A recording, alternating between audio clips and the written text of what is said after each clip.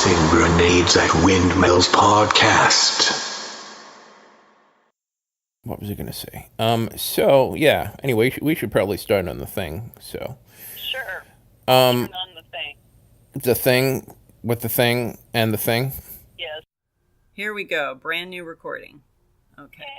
Welcome to the Tossing Grenades at Windmills podcast, where I'm here interviewing my mother. Hooray. Even though I'll probably cut this part out because I sound like Casey Kasem or some kind of a radio disc jock. Even though that actually amuses me, so I probably will leave it in now because I'm insane. In the meantime, Josie, tell me about your time at Loretto Heights, or wherever it was that you went before BYU.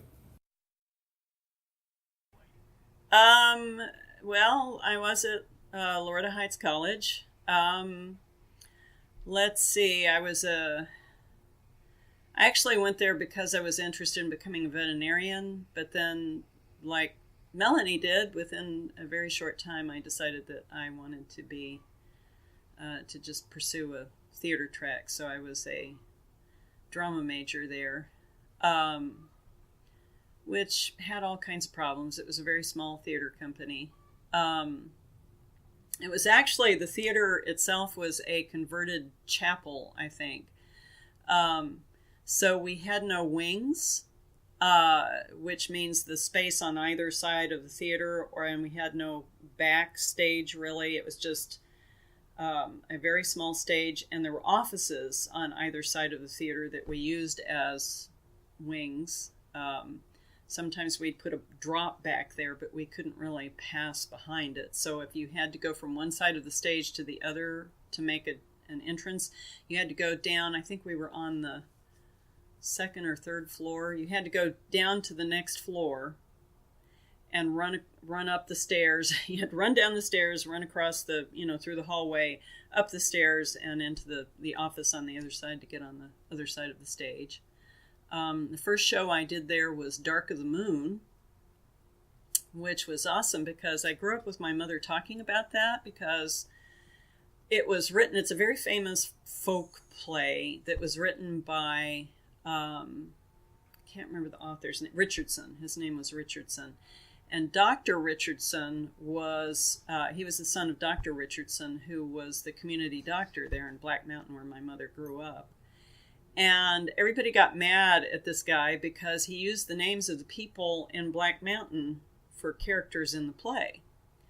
And Dark of the Moon is a play about a witch boy and a human girl who fall in love and have intercourse, and she gives birth to a demon baby. And it's born with like wings and claws and stuff like that. Anyway, the people in town are very bigoted and so on and so forth. They're, that's why people got mad at him, is because it's kind of a commentary on a small town that he grew up in. But I got to play, basically, my mother always said, she always kind of bragged that my character got pregnant out of wedlock, and that's the character I played, was this little tiny character that has just a handful of lines who gets pregnant out of wedlock, and everybody's talking about it. So, because it's a scandal. And I started school with a broken wrist.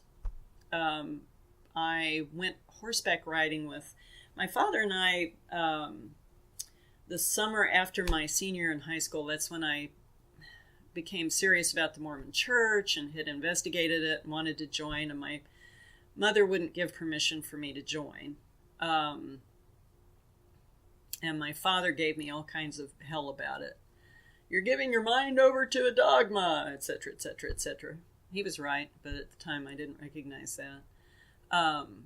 I was looking for some sanity and meaning in my life, and I kept turning to religion for that. First, I had joined the Baptist church. The year before that, I was baptized as a Baptist the summer before. My mother was upset with me because she wasn't there when I did it. And so then I had joined the Mormon Church. I think I was mostly drawn to the Mormon Church because of all the persecution and I identified heavily with persecuted people. Yeah, well, that makes total sense. And you had explained a little bit about how you met them and the woman that introduced you. I don't remember her name, but we talked about Kathy Bowman. Kathy Bowman was one of my best friends in high school, and she was like 2 years ahead of me in high school, and she joined. And when she was investigating, we went through a lot of tears and stuff because we would go through the scriptures, and I was finding all the ways that Mormons were going to hell in the Bible. And Yes.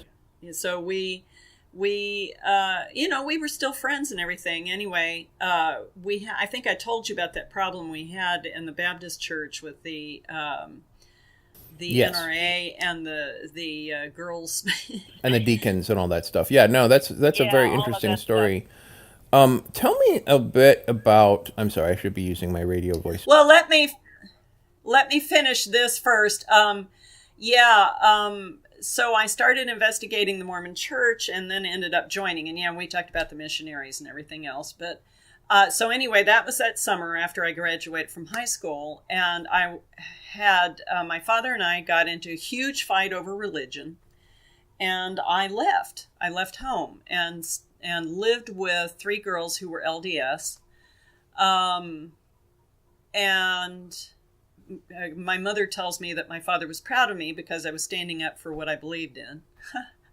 My father was such an interesting dude. Anyway. He does sound, that does sound quintessentially him. Yeah, that makes sense. Yes. So we all went horseback riding one day. We had been horseback riding a few times with, my mother came with us because she'd done a lot of horseback riding when she was young. I was a wannabe. I had no formal training or anything, and I had been horseback riding a few times and loved it. And I would still love to get training and learn how to ride horses properly. But anyway, so we all went horseback riding, my mother and these 3 girls and I, my 3 roommates and I. And when we got to the stables to go riding, Jim, I think the guy's name was Jim, who owned that stable or ran the stable.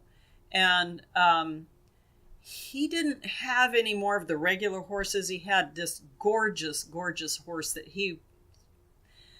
was really too much horse for me. And he said, "Can you ride this horse?" And I said, "Sure." And he was smart enough that he wasn't sure. So he sent us out into this field to ride around for a little while and then come back. And then we could go for a regular ride around the grounds. And this horse was just too much horse for me. I did not have the training to handle this horse, but I was arrogant and said, "Sure, I can ride this horse." So we started back to the barn, and this horse got the bit in his teeth, which means you can't control him. When they've got the bit fits behind their teeth so that you can control them with the bit. Of course, if you're well trained, you don't have to use that. But he got the bit in his teeth and started racing for the gate with the other horses. And boy, he sped up. And I was standing up in the stirrups trying to pull this horse back. Lost my balance. Fell off. And my foot was caught in the stirrup, my left foot. And I landed full force on my right wrist, on my right hand, which broke it, which I didn't know at the time. And the horse was well trained enough. My foot was still in the stirrup, and he stopped. If he hadn't been as well trained as he was, I would have been drug. He would have dragged me. But he didn't. He stopped. He waited for me to get my foot out of the stirrup, and then he ran for the barn. And like a split second after he disappeared around the gate, Big Jim, came tearing around to check on me. I was mostly embarrassed. I was sitting there cross-legged on the ground when he came around the corner, sitting there feeling really sheepish. And I said I was fine. I thought it was fine. He gave me another horse, a much slower horse. And Wait, you were doing all this with your wrist broken? well, I didn't know I had broken my wrist. I'd never broken a bone before.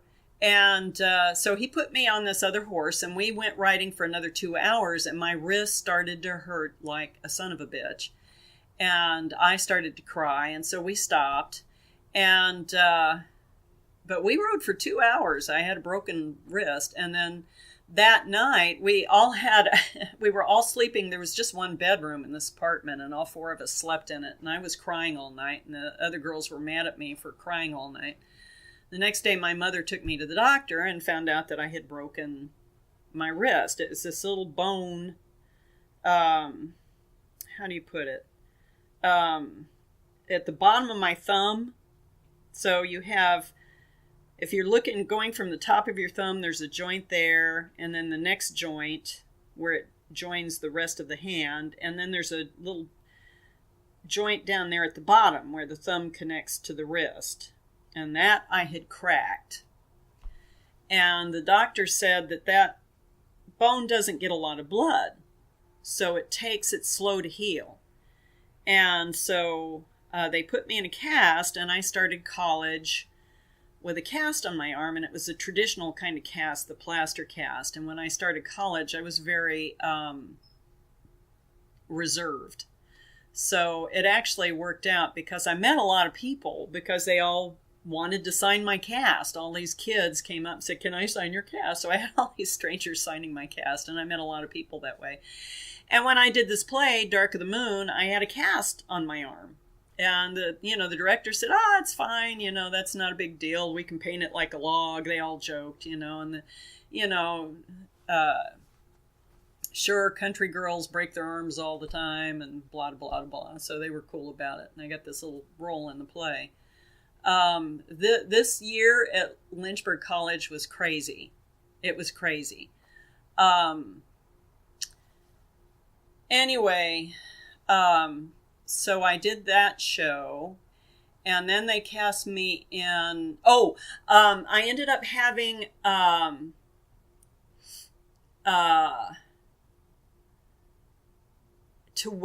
have the cast put back on. They took it off after 6 weeks, and it hadn't healed yet, so I had to spend another 6 weeks in a cast, and by then it was fine. I got cast in a pretty good role in Bus Stop,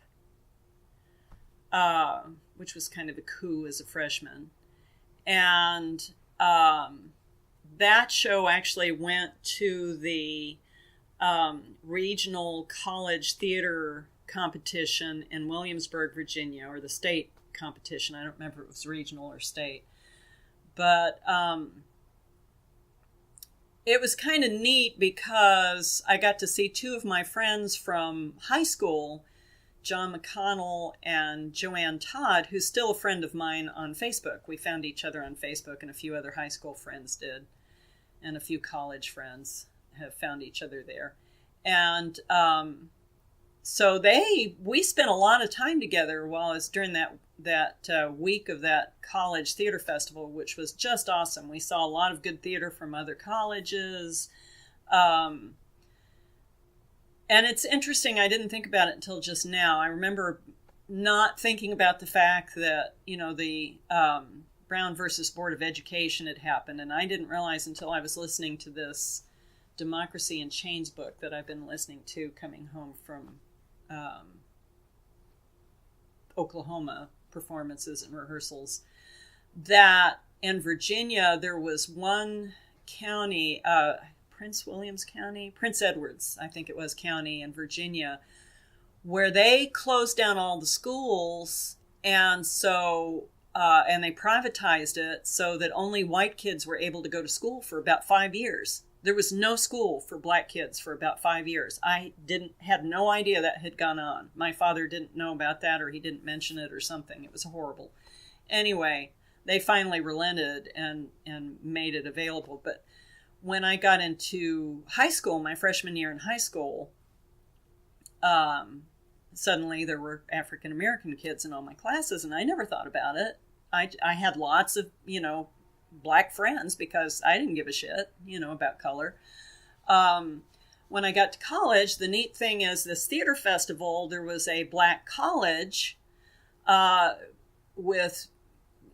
there was a competition from a black college there. I can't remember the name of the college, but they were awesome. They did the adding machine, and it was brilliant. It was brilliant. They were so good, and they didn't win the competition. I don't remember who won, but they should have won it because they were so good. Anyway, but I didn't think until now that probably 5 years before, they wouldn't have been allowed to participate in that. You know? This has been the Tossing Grenades at Windmills podcast. Buy my book, Have Name Will Travel, available in many markets, including at Amazon.com. Copyright 2018, Red Anvil Amalgamated, LLC. To fight the forces of evil!